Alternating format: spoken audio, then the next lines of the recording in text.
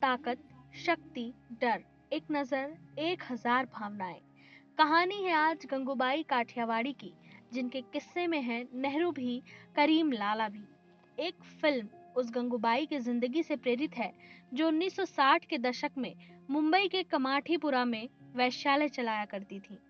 Film Mafia Queens of Mumbai नाम की किताब पर आधारित है, जिसे एम हुसैन जैदी और जेन बोर्गेज ने लिखी है। गंगूबाई का असली नाम गंगा हरजीवन दास काठियावाड़ी था। उनका जन्म गुजरात के काठियावाड़ा में हुआ था और वो वहीं पे पली बढ़ी थी। माफिया क्वींस ऑफ मुंबई के सह लेखक एस हुसैन जैदी गंगूबाई के बारे में कई चीजें विस्तार से बताते हैं। वो कोठा चलाती थी, उन्हें धोखा देकर इस धंधे में लाया गया था। वो काठियावाड़ा के संपन्न परिवार से थी। परिवार के लोग पढ़े लिखे थे और वकालत से जुड़े थे। गंगा को रमणीकलाल नाम के एक अकाउंटेंट से प्यार हो गया। उनका परिवार इस रिश्ते के लिए राजी नहीं था, तो वो मुंबई भाग आई। लेकिन उस आदमी ने उन्हें धोखा दिया और कमाठीपुरा में बेच दिया। तब उन्हें एहसास हुआ कि अब वो अपने परिवार के पास वापस नहीं लौट सकती, क्योंकि उनका परिवार उन्हें स्वीकार न करेगा। इसलिए उन्होंने हालात को अपनाया और बतौर सेक्स वर्कर काम करने लगी।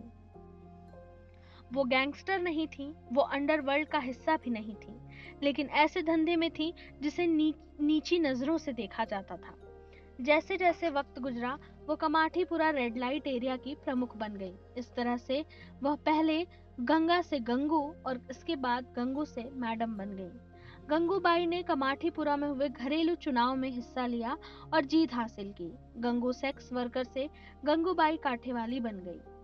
1960 और 1970 के दशक में गंगूबाई का कमाठीपुरा में काफी नाम रहा। वो अन्य सेक्स वर्कर के लिए माँ की तरह थी। उन्होंने कोठा चलाने वाली मैडमों का प्रभाव खत्म कर दिया। बचपन में उनका सपना अभिनेत्री बनने का था। बाद के सालों में भी फिल्मी दुनिया में उनकी दिलचस्पी बनी रही। उन्होंने कई लड़कियों को घर वापस भेजने में मदद की, जिन्हें धोखा देकर वैश्यालय से बेचा गया था। उन्होंने उन महिलाओं के साथ हुए अन्याय के खिलाफ आवाज उठाई और उन लोगों के खिलाफ भी कदम उठाए जिन्होंने इन महिलाओं का शोषण किया।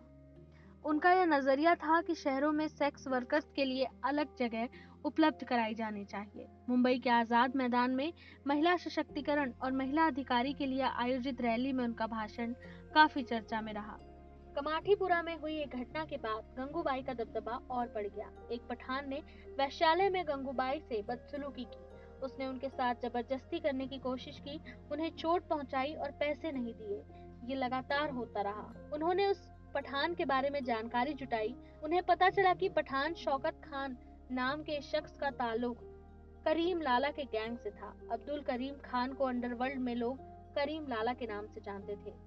गंगूबाई करीम लाला के पास गईं और उन्हें वो सब कुछ बताया जो उनके साथ हो रहा था। करीम लाला ने गंगूबाई को सुरक्षा देने का वादा किया।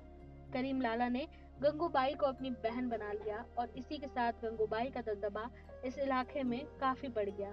1960 के दशक में कमाठीपुरा में Saint Anthony Girls High School शुरू हुआ। यह आवाज उठने लगी कि वैश्यालय को बंद किया जाना चाहिए, क्योंकि वैश्याओं के आसपास होने का बुरा असर छोटी बच्चियों पर पड़ेगा। इस फैसले से कमाठीपुरा में करीब एक सदी से काम कर रही महिलाओं पर बुरा असर पड़ने वाला था। गंगूबाई ने इसके खिलाफ आवाज उठाई और इसे आगे ले जाने के लिए पूरी ताकत लगा दी।